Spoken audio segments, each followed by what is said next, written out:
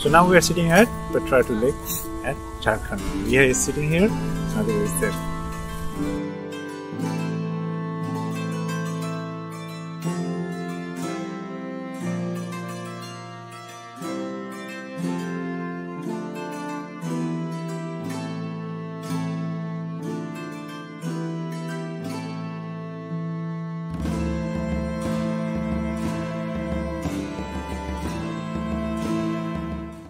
ম্যাকক্লাস্কিগঞ্জ থেকে ফেরার পথে যখন আমরা আবার বিজুপাড়া চক এসে পৌঁছালাম তখন বাজে প্রায় বিকেল 3:15।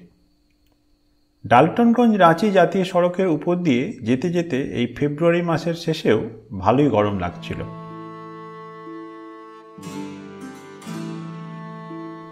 তবে ম্যাকক্লাস্কিগঞ্জ থেকে ফিরতে ফিরতে আমাদের মনে একটু হলেও এক অদ্ভুত ভালো লাগার অনুভূতি তৈরি হচ্ছিল।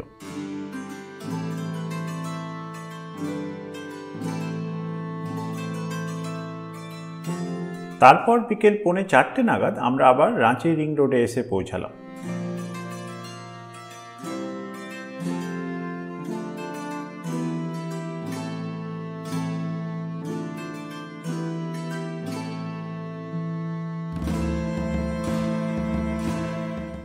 এর কিছুক্ষণ পরে আমার মোবাইলের গুগল ম্যাপ নেভিগেশন সিস্টেম বিগড়ে গেল।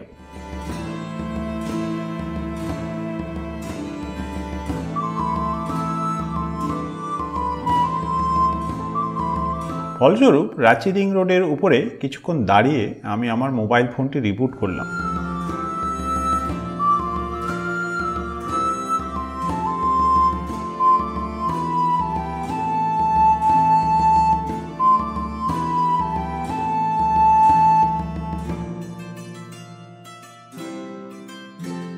এদিকে আমাদের যা পরিকল্পনা তাতে আজ রাতে আমরা থাকব পাত্রাতু লেক রিসর্টে এবং পরদিন আমাদের বাড়ি ফেরার পালা।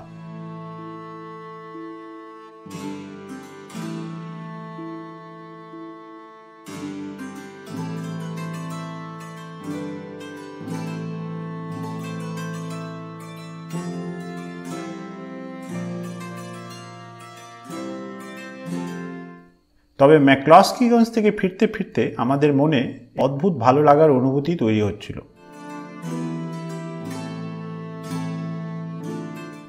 এত তাড়াতাড়ি বাড়ি ফিরতে যেন মন চাইছিল না।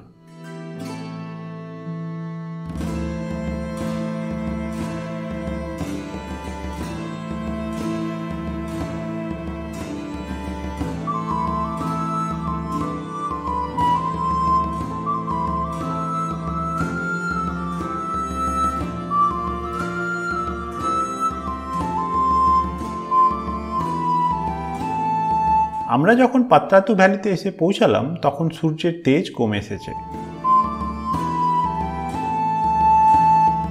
পড়ন্ত বিকেলের আলোয় উদ্ভাসিত এই পাত্রাতু ভ্যালির মনোরম প্রাকৃতিক দৃশ্যপট উপভোগ করার জন্য আমরা সেখানে দাঁড়ালাম।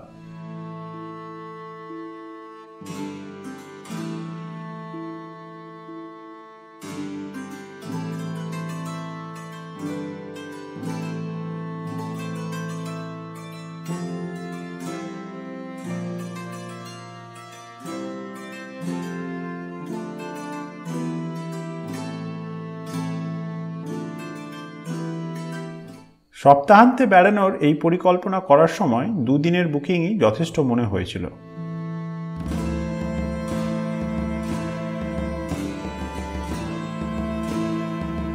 তবে এখন যেন এত তাড়াতাড়ি বাড়ি ফিরতে মন চাইছে না। এই ব্যাপারে আমাদের তিনজনেরই মতামত ছিল এক, আরও একদিন এখানে কোথাও থেকে গেলে মন্দ হয় না।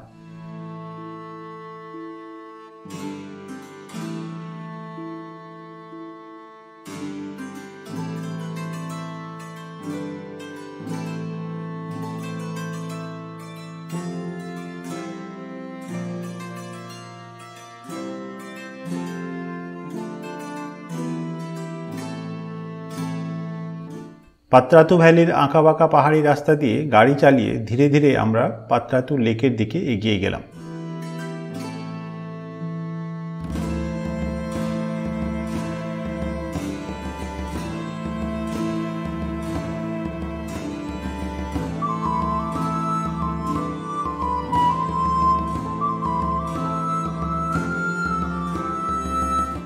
এই ছবির মতো সুন্দর পাহাড়ি রাস্তায় গাড়ি চালিয়ে এক ধরনের অনাবিল আনন্দ পাওয়া যায়, সেটা যারা নিজের গাড়ি নিজে চালাতে ভালোবাসে তারাই অনুভব করতে পারে।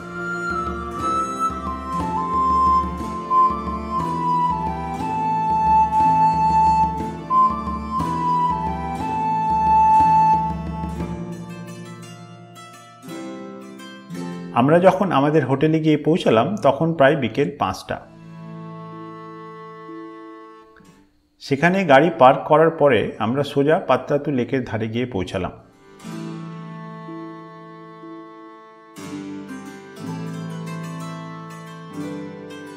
সেখানে বসে আমরা ঠিক করলাম যে আগামীকাল আমরা 10ম জলপ্রপাত এবং চান্ডিল লেক দেখতে যাব। তারপর সন্ধ্যে নাগাদ আমরা জামশেদপুরে পৌঁছে যাব এবং রাতটা আমরা জামশেদপুরেই কাটাবো। পরদিন সকালবেলা অবশ্য যা ঘটল তা ছিল আমাদের পরিকল্পনার বাইরে, এবং সেটা নিয়ে আমি পরে বলছি। লেকের ধারে কিছুক্ষণ হাঁটাহাঁটির পর সকাল 9টা নাগাদ আমরা জামশেদপুরের পথে রওনা দিলাম।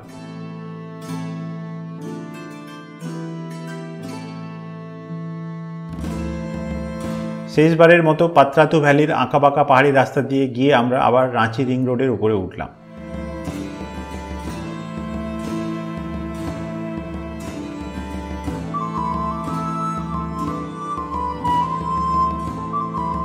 এরপর আমরা ডালটনগঞ্জ যাওয়ার জাতীয় সড়কটি ছাড়িয়ে গিয়ে আরও পূর্ব দিকে এগিয়ে গেলাম।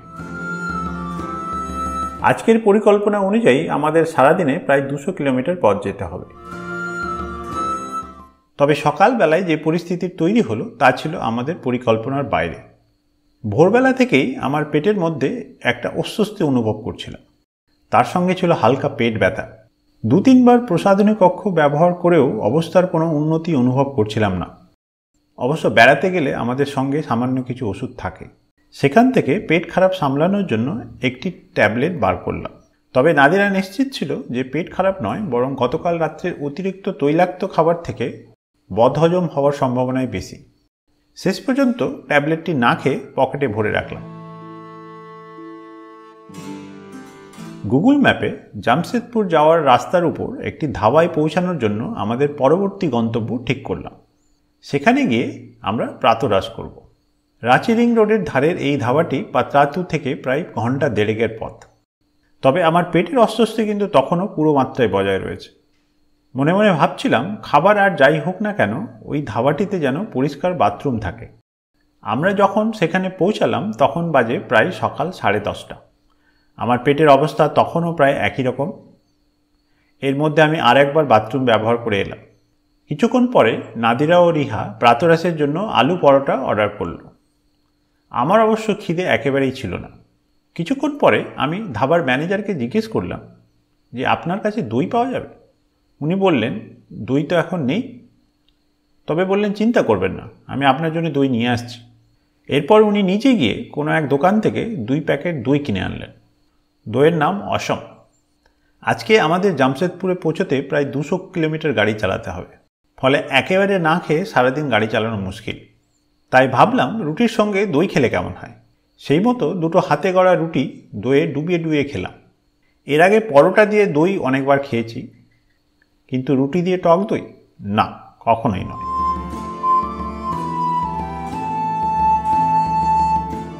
এরপর রামপুরের কাছে একটি পেট্রোল পাম্পে গাড়িতে তেল ভরলাম এবং রাঁচি রিং রোড ছেড়ে আমরা জামশেদপুর টাটা হাইওয়ে ধরলাম।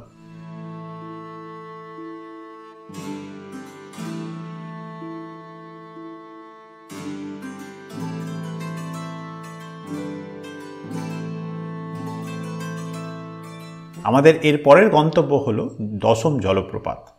সেখানে যাওয়ার জন্য আমাদের টাটা হাইওয়ে ছেড়ে তাইমারা গ্রামে যাওয়ার জন্য একটি ছোট্ট রাস্তা ধরতে হবে।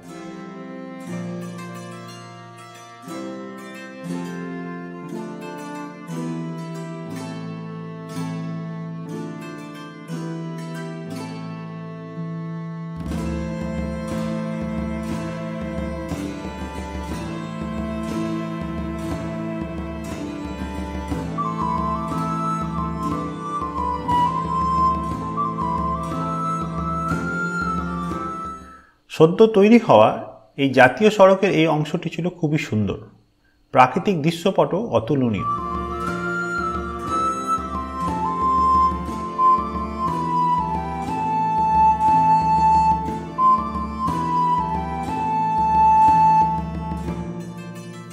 এরকম মনোরম রাস্তায় গাড়ি চালাতে চালাতে কিছুক্ষণ পরে লক্ষ্য করলাম যে গুগল ম্যাপ আমাদের উল্টো দিকের রাস্তায় যেতে বলছে, অথচ উল্টো দিকে যাওয়ার কোনো পথ দেখতে পাচ্ছিলাম না।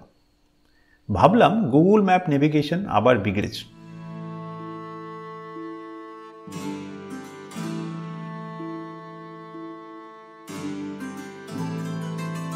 তবে অনেকক্ষণ ধরে গাড়ি চালানোর পরে মনে হলো এবার আমরা নিশ্চিতভাবেই পথ হারিয়েছি।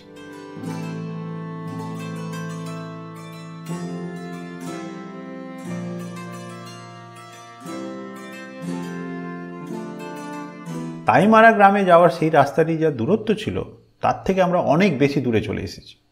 অচেনা এই রাস্তায় শুধু গুগল ম্যাপের উপর পুরো ভরসা করাটা যে ঠিক নয় সেটা আর একবার বুঝতে পারলাম।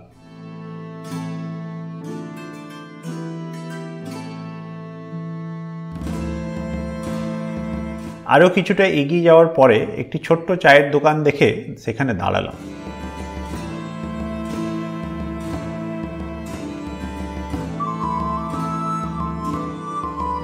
সেখানে কথা বলে দশম জলপ্রপাত যাওয়ার রাস্তার ব্যাপারে ভালো করে খোঁজ নিলাম।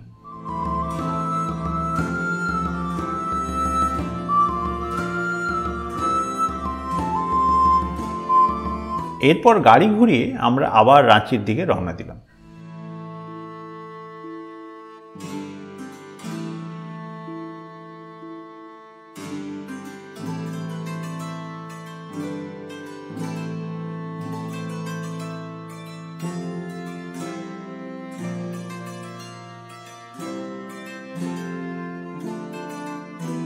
রাঁচি ও জামশেদপুরের মধ্যে দিয়ে যাওয়া এই ৩৩ নম্বর জাতীয় সড়কের সম্প্রসারণের কাজ এখনো শেষ হয়নি।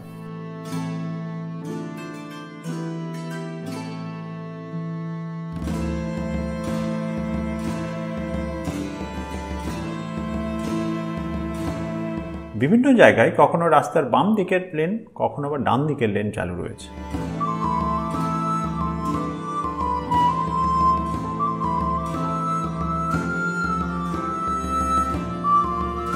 শেষ পর্যন্ত রাস্তার ধারে একটি সাইনবোর্ডে দশম জলপ্রপাত যাওয়ার দিক নির্দেশনা দেখতে পেলাম।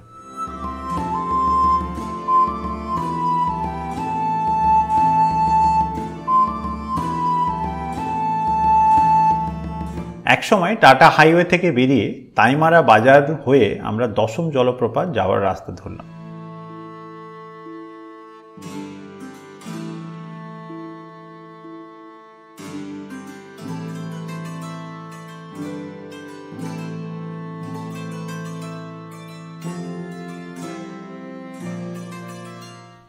একটু সরু হলেও মোটের উপর এই রাস্তার অবস্থা ভালোই ছিল।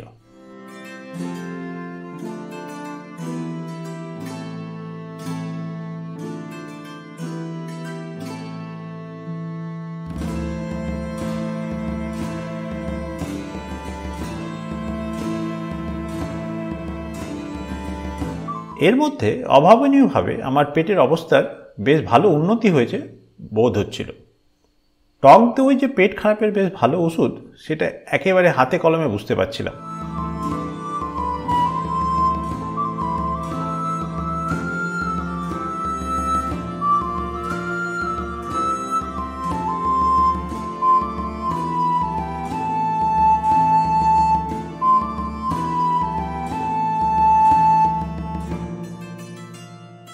শেষ পর্যন্ত দুপুর 12:15 নাগাদ আমরা দশম জলপ্রপাতের কাছে গিয়ে পৌঁছালাম।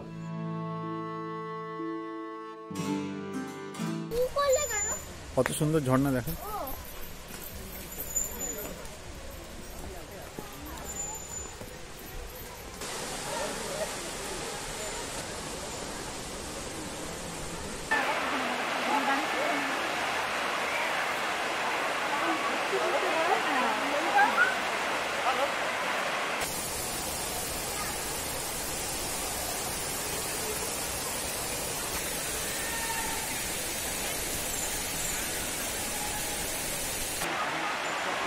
এই জলপ্রপাতটি বেশ বড়।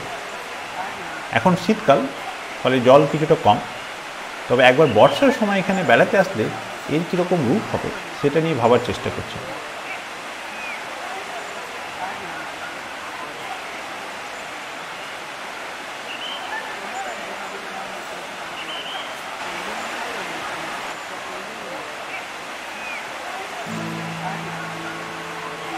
দশম জলপ্রপাতের কাছে প্রায় 1 ঘন্টা সময় কাটিয়ে আমরা আবার টাটা হাইওয়ের দিকে রওনা দিলাম।